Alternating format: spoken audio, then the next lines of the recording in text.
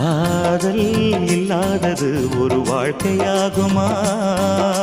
கண்கள் இல்லாமலே ஒரு காட்சி தோன்றுமா? பெண்ணை தொடாதது ஒரு பெருமையாகுமா?